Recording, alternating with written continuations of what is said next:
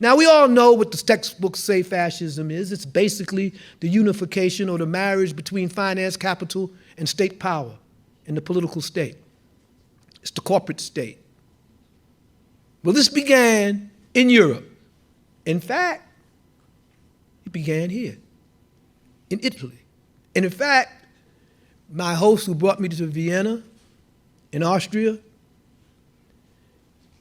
their homeland was the birthplace of a little guy with a mustache we all know as Adolf Hitler, who was enamored to another little guy, a little peacock in Italy, named Benito Mussolini, who strutted around and who wanted to re-establish Italian glory and empire. All of these movements started out as what? Working class movements. The original fascists in Italy was supposed to be a working class movement. But how did it morph into what we have come to know as fascism today? Through war, through white supremacy, and through imperialism.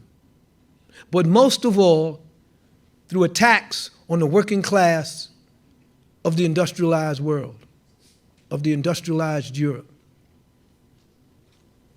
Indeed, the Nazis of Germany called themselves socialists, didn't they? That's what Nazis mean, National Socialist Party.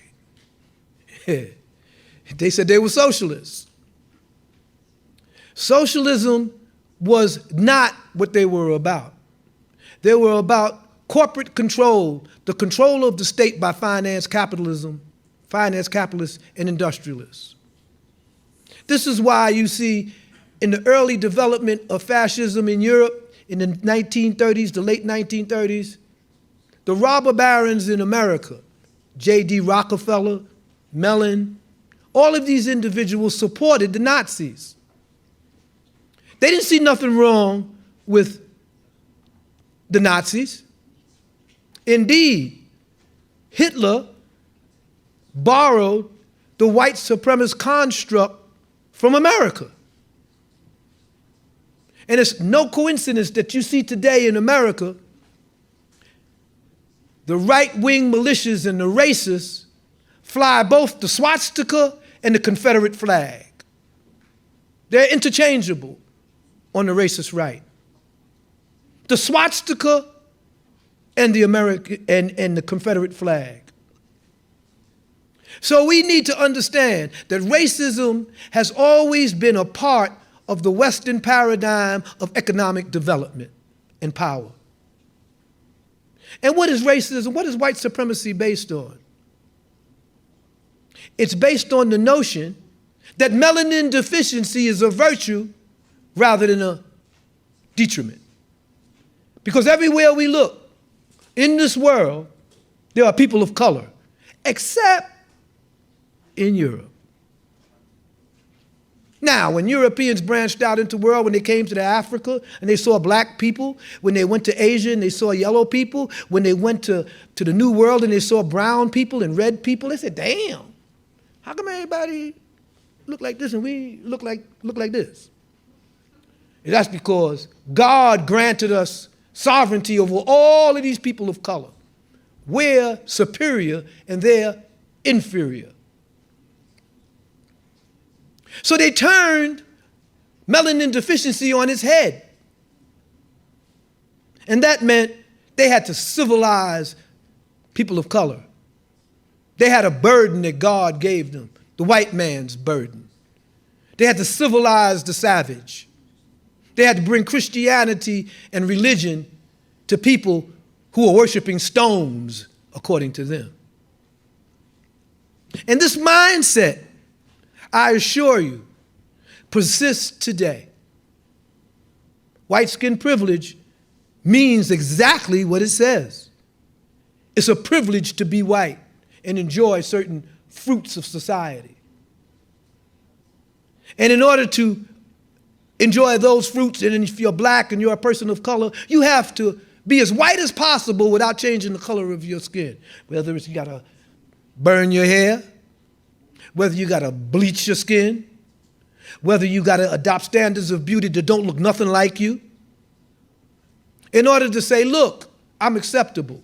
And if you're male, you can't have too much bass in your voice when you're around white folks because they get scared. Why is he talking so hard? Why is he, he got too much bass in his voice. So you had to be extra polite. You had to not let people, white folks, be afraid of you. You had to have body language that said, look at me, I'm okay. We think that that's just something that just happened. No, this is something that evolved over a millennium. And it was always based on one thing and one thing only: the exploitation of people of color based on skin color and melanin deficiency. That somehow Europe had a right to go into Africa and take people's land, appropriate their wealth. That they had a right, just like they had a right to my body and to the body of my ancestors to own us, they had a right to take what they wanted. And they took it by force. And once they took the land, they brought in the preachers, the ministers, the religious cadre, so to speak, to civilize the heathens and give them moral validity and moral standings. So today, we have across the world, we have African countries almost inevitably divided into Christian and Muslim. And we have elites that are Catholic, political elites in Africa who are Catholic, who are Christian, and who are Muslim. Because Islam's penetration of Africa had a different dynamic, had a different paradigm, and used and enforced slavery in a completely different way. Indeed, in many North African countries, former slaves could rise to be the head of state. They could be the leader of the Islamic country. This is because there was a little twist in Islam that says that Allah created us in different colors, speaking different languages, so that we would know each other, not so that we would despise or hate each other. It would be very boring if we all looked alike, if we all sounded alike, if we all were alike. So the variety of humanity is something to behold. It's something for us to marvel at. We are all valuable people. We are all valuable human beings, and we all have a story, and we all have a culture that we all can benefit from when we share it. We share these things. But when one is looked at as better than the other, when this message is distorted by those for money, for profit, for power, then we have what we have today. We have people of color being shuttled into migrant camps that are told that they don't belong here, that are told that you have to assimilate, you have to become French in everything but skin color in order to enjoy the fruits of French civilization. They didn't say that when they went into West Africa and took all our shit. You see? So I want you to understand, we have a crowd here, we have an audience here that spans the full range of the human spectrum, from very light to pitch black. And that's the beauty of humanity, not the detraction. But when white supremacy and profit based on melanin deficiency was first implemented, it had to be justified in religion, it had to be justified culturally, and most of all, it had to be enforced through the use of fear and violence. So we are here now trying to figure out, how do we change this? We have a new generation here. Some of you were not even born when the Black Panther Party first came on the scene in 1966. But you have your story. Your parents came here, and they came from some place. And the place they came from had a history. And usually that history was related to European conquest and colonization and imperialism. And so, what we are confronted with today is a global paradigm of division, of racism, of ethnophobia, of jingoistic nationalism, that has all evolved out of this history of conquest, imperialism, white supremacy, and murder and violence. People here would say, well, my family, I'm not responsible for what my ancestors did 200 years ago. And that may be true on its face. But if you are a descendant of slave masters, you may not be responsible for that system, but you damn sure are benefiting from its consequences today. So perhaps that's what's meant in the Bible when it says the sins of the father will be visited on their children. Because now you have to deal with the sins of your forefathers. I have to deal with the shortcomings of my forefathers who did not eradicate these crackers when they had the chance, who did not change the system when we had the opportunity. But now the ball's in your court. We are in an unprecedented period of time right now. The global economy is on its knees. A pandemic out of the clear blue sky has stricken the world, and it's fell inordinately upon people of color, people who have less access to good health care, people who live in poor housing, people who are homeless. These are the major victims of this pandemic. But it also has brought to light a reality for millions and millions of people just like you, black and white, black, yellow, white. That the nation state, the national security state that evolved from this system of rapacious slavery and colonialism and imperialism is the enemy of all of humankind. They're the ones that got this planet going dark.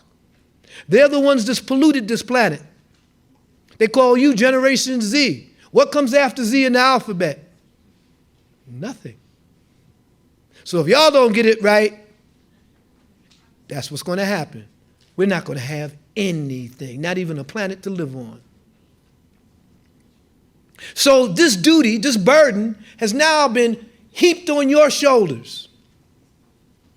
He said, whoa, man, I wasn't with that. Why do I got to deal with this? Jean-Paul Lessart said in Wretched of the Earth, in the introduction to Wretched of the Earth, that every generation has a destiny. It will either uphold that destiny or betray it. I tell you, brothers and sisters, this is your destiny, to change this world and to change it into the vision that completely contradicts all the stuff that I just said. We need a new world order. We need to understand that we are all on this planet together, and that together we could make this world better. We are exterminating life on this planet. There are animals and life forms that your children will never see because of the rapaciousness of a system known as capitalism. And capitalism is a system that relies upon rapaciousness. It relies upon war. It depends upon discrimination. It depends upon fear and hatred of each other. We are social animals. We need each other. We cannot thrive without each other. But capitalism says that the individual is more important than the collective. It says, get yours and the hell with the rest. It encourages you to not think in terms of we, but think in terms of I. And this mentality, this mindset has ravaged the planet and has brought us to the brink of almost extinction. So what do? How do we begin to change this? Once we begin to understand that the national security state is the enemy of all of us, it's the enemy of democracy, it's the enemy of freedom. Because the national security state sees all of its citizens as potential terrorists, as potential criminals. That's why everybody took to the streets when George Floyd was murdered. Because they said, man, they kneeling on my neck here too. The police in Shanghai, they kneeling on my neck too. They ran out into the streets with Black Lives Matter signs. Ain't no black folks in Shanghai. They went out into the street and Black Lives Matter. This was an existential and emotional response to the reality of life as dictated by the national security state, the police state, the corporate state that says I, me before us and we. That looks out for the wealthy at the expense of the poor. Now you could change all of this. There's more people than pigs. There's more of us than there are of them.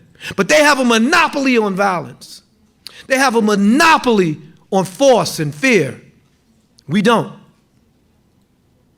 And so we have to understand that a hashtag movement is not a liberation movement. It's a hashtag. It's a declaration. It's a statement. It's a slogan. Real movements are based on the liberation of people, concrete liberation of people. So black lives don't really matter because as far as white folks were concerned, it was always mind over matter. They didn't mind and black people didn't matter. So yelling at the system that Black Lives Matter only brings out reactionaries and fascists who say, yeah, blue lives matter, all lives matter, gay lives matter. Huh? He said, man, that's not what we were saying. We didn't say your life didn't matter. We were saying that now you got to explain. But if you came up and said black liberation movement, and that's what we're about, nobody could co-opt that. When the Black Panther Party came along, we understood the power of slogans to mobilize people and to organize people. That's why the pigs could never co-opt the slogan, power to the people. Yeah, what were they going to say? Power to the pigs? They could never get around that slogan.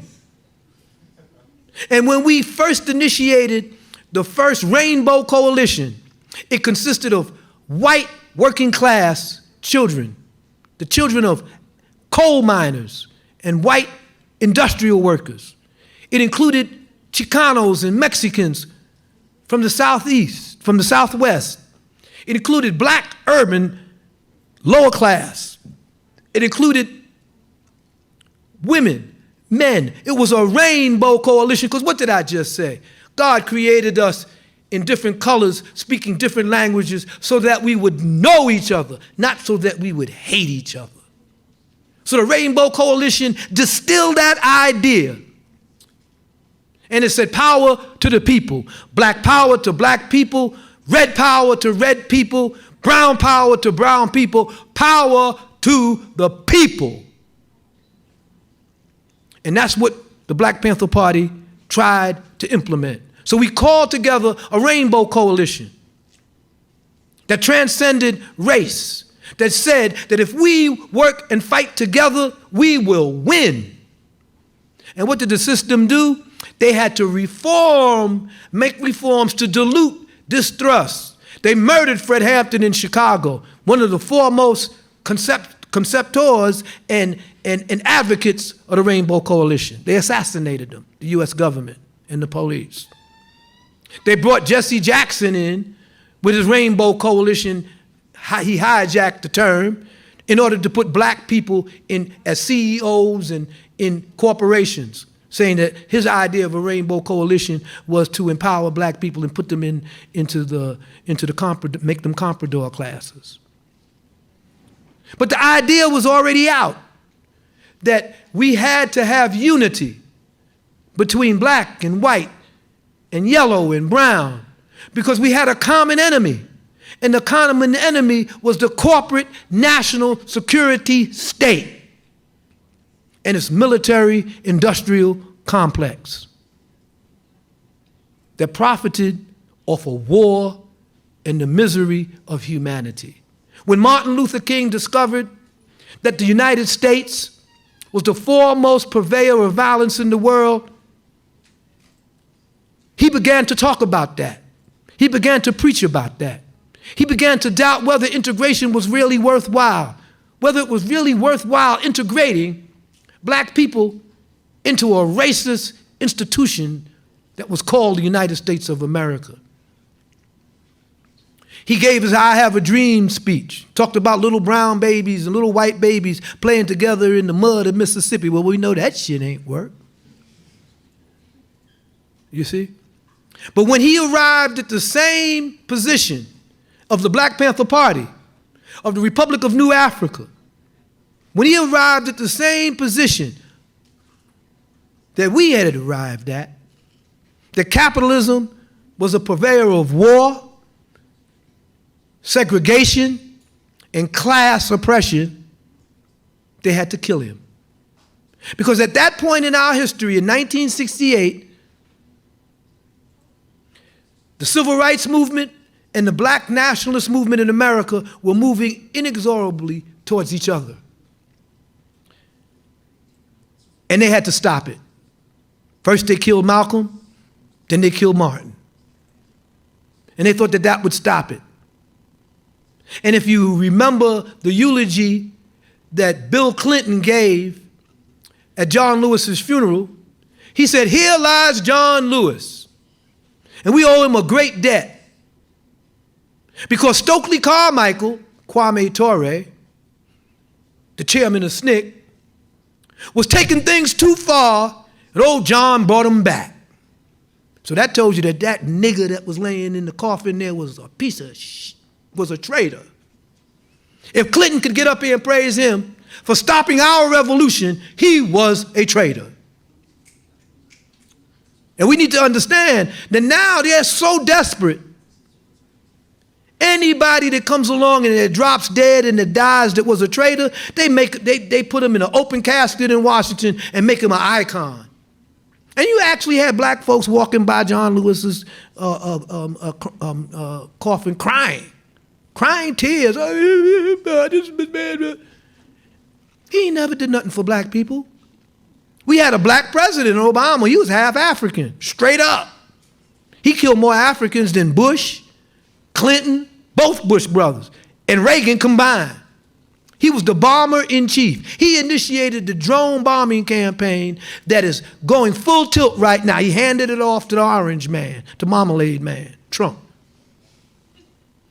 So we need to understand that the role that there are black enemies of black people, and that black faces in high places do not mean that black people are empowered, that racism is over, that there is equal opportunity. The only equal opportunity that that represents is that allows black people to be equal opportunity oppressors, equal opportunity exploiters.